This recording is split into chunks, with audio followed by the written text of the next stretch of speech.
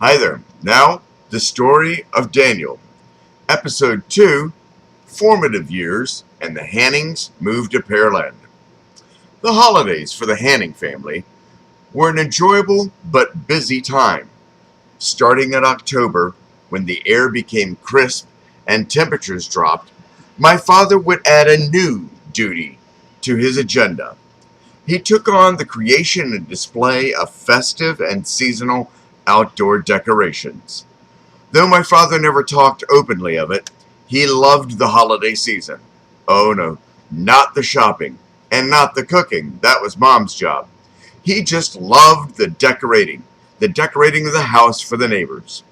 It almost seemed as though he regarded it as some social responsibility to provide eye candy for the community and his neighbors. I never sensed he thought of it as an obligation or a competition. No, it was his way of expressing himself. My father didn't sing or dance or anything of that nature. Oh, yes, he sang hymns at the First South Park Baptist Church, but you would never see him bursting into song around the house or the neighborhood. Now, having said, you might think that, like most Americans, Christmas decorations would be his strong suit, his favorite outlet, his forte. Nope, not my father. My father got a gas out of Halloween decorations. It started back on Thrush Street. And I'm not just talking about some paper decorations in the windows or on the front doors. Oh no, that would not do for Ken Hanning. Like his activities in the garage, anything must be done down to the umpteenth detail, and with precision and exacting quality. And, like in the garage also, there was Danny, and he was totally committed to doing everything he could to help make his father's desires manifest in our home. I generally would give Dad little creative ideas. For our last year on Thrush Street, I said to Dad, how about a witch on a broom? And then, as he was processing that idea, I followed up with, and Dad, what if we could make it talk? Well, that's all it would take. The first year I have a clear memory of doing the witch, we went all out. First, I need to explain a little something that is kind of embarrassing. August 25th, 1987.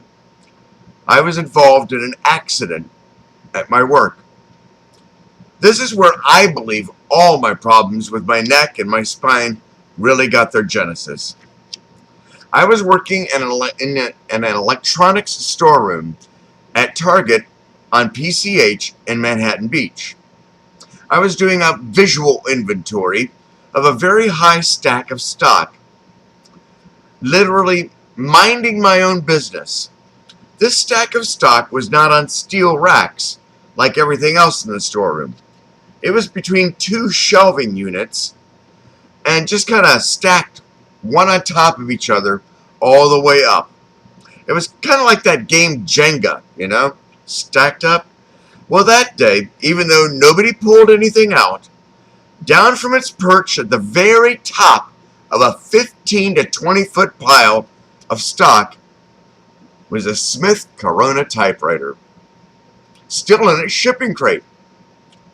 For no apparent reason, that Smith Corona typewriter came tumbling down on an unsuspecting Daniel. The typewriter fell and struck me at the base of my skull, the cervical spine.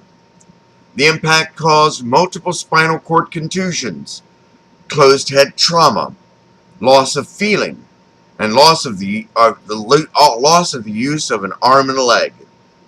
I was hospitalized for 3 months at Sentinel Hospital in Los Angeles. From there, I was moved to an adult rehabilitation center for head-injured adults, where I spent 4 months. Since that accident, I've had difficulty remembering. Some of my past friends, and even had the loss of friends at the time. I have worked hard to rebuild my memory, but there are still holes in my memory. So please understand. Thank you. And now back to the story. Yes, my father replied. That year he and I built a witch sitting in an aluminum deck chair. Oh, she was scary, with a big black pointed hat, black robes, and a really good witch mask, with a floodlight pointed right at her, and it was controlled from the inside, so we could switch it off and on. Hidden inside of the witch was a speaker, and it was connected to an old intercom system that my father had salvaged from one of the companies he did electronic work for. We ran wires that were well hidden from the back of the witch into a window and into my parents' bedroom. My father would stand at the front door and watch for children to come up the walk. Then he would signal me using a small microphone which he held standing at the front door. When they were in visual range of the witch, I would screech into the intercom, and my screech, then a high-pitched voice, would come out of the witch. Oh, we made so many children scream, and many ran away without getting their candy. And as with all great things and accomplishments, there were detractors. I can't tell you just how many parents came back with their children to bark at my father about scaring their children half to death. And here we thought that was the point of Halloween. I mean, the children all got their candy. And we generally gave out the nice name brand stuff. I mean, name brand candies like M&M's and the Reese's Peanut Butter Cups and the like. But each and every year, my father and I would build a witch and make her talk and scare the bejesus out of the neighborhood children. Thanksgiving, my father would take a break from decorating outside. That is, until the week of Thanksgiving. The Monday of that week, my father and I would climb up into the attic and haul down all the Christmas decorations. The lights, the garlands, the tree trimmings, the stand, and this really neat color wheel that we had. I don't know, you might have had one too. It had the 4 colors on it, and it rotated around the front of the floodlight, and it would make your tree green or blue or red. Really neat. We would sort out the decorations, untangle all the strings of lights, so that every Friday after the Thanksgiving Thursday, we would get on ladders and hang lights on the eaves and around the doors in the garage. We would put the tree in the front room of the house, right inside the bay window. I think I gained a feeling that in order to be a good neighbor, you must contribute to the holiday season in your community. It was not just enough to decorate for the family. Being a good member of the community meant you went that extra step. You got creative and tried each year to do something different and bring life to the holidays. Now that I think about it, I think my father and his standard for entertaining the community at the holidays just might be where I started getting my sense of showmanship. In school, I was a different boy. I didn't like standing out. I didn't like drawing attention to myself. While in Houston, I didn't do too well in school. I mean, I generally passed and held my own, but nothing noteworthy until I found choir. I remember being in choir in elementary school at Madding Elementary. And again, I didn't stand out, but I was part of entertaining the community. I felt that through choir, I was giving back to the school and the community and being a part of something much larger than myself in the process. Then, suddenly, the Hannings family was out on the weekends, looking for a new home. Oh, I understood why. I'd listen to my parents talk, and I'd watch the TV as they broadcast riots at the school my older brother Daryl was attending. It scared me a lot. I loved my brother Daryl.